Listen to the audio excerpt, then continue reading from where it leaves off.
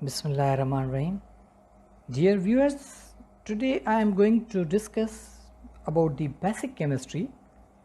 Here I will describe the most important two things, that is कि chemistry को हम जो है वो define कैसे करते हैं, how do we define it, number one, and number two, why we study it.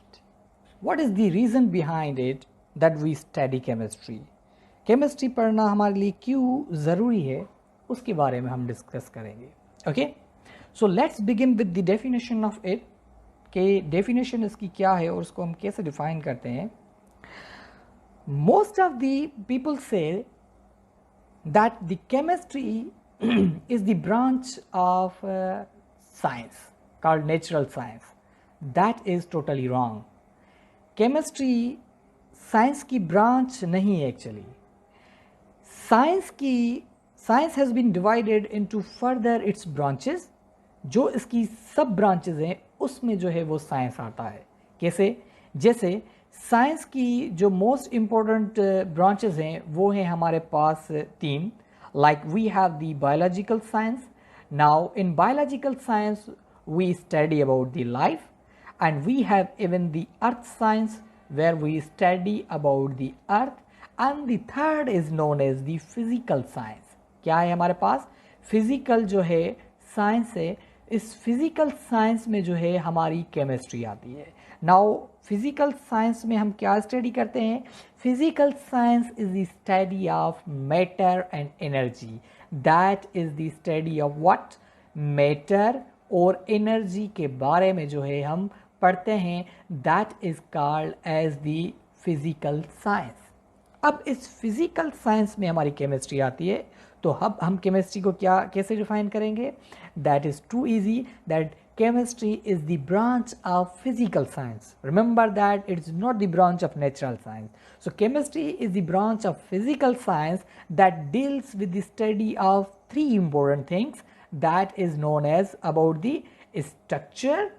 That is about the structure. एक हम structure के बारे में इसमें पढ़ते हैं. Second is about the composition. हम composition के बारे में इसमें स्टडी करते हैं. And third one is known as the properties. Properties के बारे में हम स्टडी करते हैं. और जो फोर्थ इसकी what do we say कि स्टडी है वो है हमारे पास केमिकल चेंजेस के बारे में भी हम स्टडी करते हैं. अब ये तीन चीज़ें जो हो मैंने यहाँ पर लिखी हैं वो किसकी हैं? That is all about the matter. That is all about the matter. क्योंकि फिजिकल साइंस में हम क्या पढ़ते हैं? एक तो मैटर, दूसरा क्या है? एनर्जी. अब हम स्ट्रक्चर पढ़ें किसी भी मैटर की, कंपोजिशन पढ़ें किसी भी मैटर की, प्रॉपर्टीज़ पढ़ें किसी भी मैटर की, that is known as the chemistry. और उस मैटर में कौन सी चेंजेस आती हैं उसके बारे में भी हम किस में पढ़ते हैं? That is even in the chemistry. So here let me give you one example that के ये जो तीन चीज़ें मैंने यहाँ पर लिखी हैं उनको कैसे जो है हम डिफाइन करेंगे. Let me describe with one example. कि लेट सपोज हमारे पास एक एग्जांपल है, पानी का ही हम एग्जांपल ले लें. That is the water that we have now. अगर हम वाटर का केमिकल फार्मूला यहाँ पर लिखें, that is known as the H2O. अब H2O की हम जो तीन चीज़ें स्टडी करेंगे that will be consider as its chemistry. कौन सी? एक चीज़ है हमारे पास that is known as its structure. अब हमारे पास वाटर की कौन सी स्ट्रक्चर है? सिंपली पहले तो हम ये कहते हैं कि भाई वाटर का कोई शेप नहीं है. वाटर को हम जिस चीज़ में रखते हैं it occupies the shape of that container. Okay, so it's not like that. That is its physical shape. Okay, but according to the chemistry, it has the proper shape that is known as its bent or angular. तो water का जो shape है that is known as bent or angular. That is its structure. ठीक है. Bent और angular कैसे? यहाँ पर इसकी ऑक्सीजन होती है और हमारे पास इसमें हाइड्रोजन कितनी है? 2 हाइड्रोजन है. तो एक हाइड्रोजन हमारे पास यहाँ होती है, एक हाइड्रोजन यहाँ पर होती है. That is known as its bent structure. कौन सी स्ट्रक्चर है यहाँ पर हमारे इसके पास? बेंट हमारी स्ट्रक्चर होती है. हमारे पास इसकी स्ट्रक्चर जो है वो क्लियर हो गई. अब हमारे पास इसकी जो दूसरी चीज़ है वो क्या है हमारे पास, इसकी कंपोजिशन, कि वाटर जो है वो किस चीज़ का बना है. Now if we talk about the composition, that the water is composed of two elements, three atoms. Remember it, it is composed of two elements. हमारे पास जो वाटर है वो टू एलिमेंट्स का बना हुआ है. कौन कौन से एलिमेंट है? एक है हमारे पास कौन सा, ऑक्सीजन है, और उसके साथ साथ हमारे पास जो नेक्स्ट एलिमेंट है वो कौन सा है हमारे पास, that is known as the hydrogen. हमारे पास कौन सा एलिमेंट है दूसरा, हाइड्रोजन है. और अगर हम बात करें कि इन वाटर में कितने टोटल एटम है, तो हमारे पास एटम कितने हैं, we have the three atoms. Three atoms हमारे पास कैसे, क्योंकि हमारे पास यहाँ पर दो हाइड्रोजन के एटम है और एक हमारे पास कौन सा एटम है, ऑक्सीजन का एटम है. So we have discussed about the structure, we have discussed about composition. Now let's talk about its properties.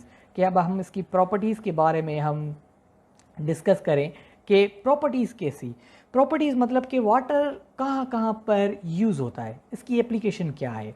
Like we simply use water for the drinking purpose in our life, for the washing purpose, as well as the chemical reaction takes place inside the cell of the living organism that is even in the presence of water. तो water की जब हम application discuss करते हैं, that is known as the third property of water, and that describes the whole definition of chemistry. So now remember it that whenever we discuss about the structure, composition and the properties of matter, that is called as the chemistry. So this is the simple definition of the chemistry. If you take any object in this world, you must know these three things about that matter, and if you can describe its structure, composition and properties, that means that is called the definition of the chemistry. Okay, now let's move further. Here is the question कि why do we study chemistry? अब most of the students reply कि sir हमारे तो syllabus में इसलिए हम पढ़ते हैं, और मोर ओवर कुछ स्टूडेंट्स ऐसे हैं वो कहते हैं सर हमें एंट्री पास करनी है हम इसलिए पढ़ते हैं. A few of them reply कि सर हम इसलिए पढ़ते हैं ताकि हमारी जो है वो नॉलेज बढ़े. Okay, so if you have the interest about the subject कि ये सब्जेक्ट हमें हद से ज़्यादा नॉलेज दे सकता है, then I assure you that success will be yours. So have an interest about every subject in life. Now here's the question, okay, why do we study chemistry? So let me tell you some interesting thing, that chemistry has played a vital role in our life. Let's discuss it, how it has played its role. Okay, so here is its first fundamental application, that is about the drugs that you see here over the screen. कि यहाँ पर ये सारी जो medicine है हमारे पास, ये पढ़िए, that is due to the chemistry. यहाँ पर हम मुख्तलिफ़ किस्म के जो फार्मूलाज हैं वो यूज़ करके इन ड्रग्स को मैन्युफैक्चर करते हैं. अब आप सपोज़ करें कि अगर ये ड्रग्स इस दुनिया में ना होती तो क्या होता, how would we treat the people.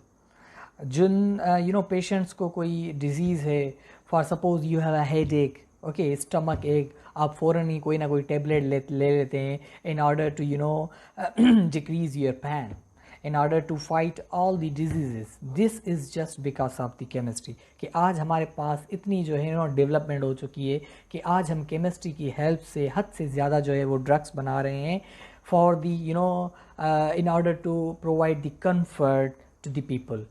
अगर इमेजिन करें कि हमारे पास अगर केमिस्ट्री ना होती तो आज हम इन मेडिसिन से महरूम होते, हमारे पास कोई भी मेडिसिन ना होती, तो सिर्फ़ और सिर्फ हम इंतज़ार करते कि जो हमारे पास सर में दर्द पड़ा है वो कब जो है खुद ब खुद ख़त्म हो जाए. Okay, so in other application of the chemistry, here you see the farmer. यहाँ पर एक फार्मर है, ये जो है फार्मर वो क्या कर रहा है, he is killing the different kinds of germs present into the field. अगर ये इन germs को ना मारेगा, that can destroy the entire field. ये इनको मार के ये इनकी जो है ग्रोथ है, इनकी जो प्रोडक्शन है उनको इंक्रीज़ कर रहा है by using the different pesticides. अब जो ये पेस्टिसाइड्स हैं यहाँ पर बन रहे हैं, this is just due to the presence of chemicals, और ये जो केमिकल्स हैं these are totally related to the chemistry. Okay, now let's move further. अब यहाँ पर आप देखें अबाउट दी फर्टिलाइज़र्स। फार्मर्स जो होते हैं वो मुख्तलिफ़ किस्म की मेडिसन्स जो हैं वो यूज़ करके इन फूड की जो ग्रोथ है इनको हद से ज़्यादा जो है वो बढ़ाते हैं, इनके रेशो को जो है वो इंक्रीज़ करते हैं ताकि इनको हद से ज़्यादा जो है ना वो बेनिफिट मिले।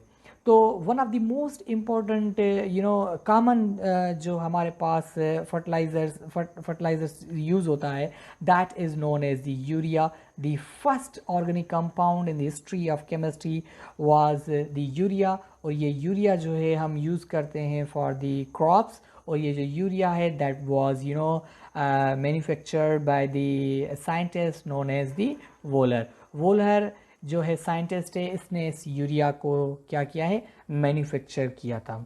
Okay, now let's move the further for the chemistry. Now here you see the different types of fuels in our world. Suppose करें कि आज हमारी दुनिया में अगर फ्यूल ना होता तो दुनिया कैसी होती। अगर हमारे पास ट्रांसपोर्टेशन के लिए कुछ ना होता तो हम एक कंट्री से दूसरे कंट्री में कैसे जाते। There would be the huge problem of travelling. मगर आज के इस दौर में हमारे पास कहीं पर जाना हो, then we have the simply bike, we have simply cars, so we always save our time in order to reach anywhere else. Okay, तो यहाँ पर हमारे पास जो गाड़ियों में फ्यूल इस्तेमाल होता है for transportation, that is just because of the chemistry है। और वो केमिस्ट्री से कैसे है, that entire fuel is composed of two important elements that is known as the carbon plus hydrogen. This is all about the hydrocarbon. जैसे हमारे पास common जो fuel होता है यूज़ होता है for aeroplanes, that is high octane fuel. वो octane जो है हमारे पास that is the organic compound है। हम अगर एक छोटा सा एग्जांपल ले लें, हमारे घर का जो किचन है उसमें भी हम फ्यूल यूज़ करते हैं that is known as the Sui gas, and its chemical formula is known as CH4. That is the common fuel where you see the carbon and hydrogen as the basic element that helps for the production of that fuel. So suppose अगर हमारे पास ये methane gas ना होता तो आज हम जो कुकिंग कर रहे हैं तो हम किसकी हेल्प लेते। डेफिनेटली हमारे पास मुख्तलिफ़ किस्म की वुड होती, उनको हम जला रहे होते और उनकी बेसिस पर हम फूड जो है वो बनाते, and that could take lot of time to cook. Okay, so in this way we use such kind of compounds, such kind of chemicals that are just because of the chemistry. For suppose today in car we use the CNG, most common gas जो है हम use करते हैं, that is nothing but the same methane gas. And now this methane gas is C for compress. हम इसको क्या करते हैं, हम इसको करते हैं compress, and that is the natural gas. compress natural gas है जो हम यूज़ करते हैं for the vehicles. Now you see the textile industry. हमारे पास ये textile जो है इंडस्ट्री है, textile industry is related to the clothes. हमारे पास जो भी फाइबर्स जो है वो बनते हैं, हम कपड़े जो पहनते हैं, the most common is nylon 6 जो हमारे पास क्लोथ्स हैं, हमारे पास फाइबर्स जो भी बनते हैं, ये सारी की सारी जो इंडस्ट्री बन रही है, this is just because of the chemicals, these are just because of the different carbon and hydrogen and nitrogen even elements are used for the manufacture of these clothes. अगर हमारे पास ये इंडस्ट्री ना होती तो आज की जो दुनिया है वो कपड़ों से महरूम होती। You can imagine the world without it. So we are just blessed with this sort of field, and we are having lots of benefit of this field. So this is all about the little introduction about the application of chemistry, and if you like it, just subscribe my channel for my incoming videos. Thank you so much for watching my video.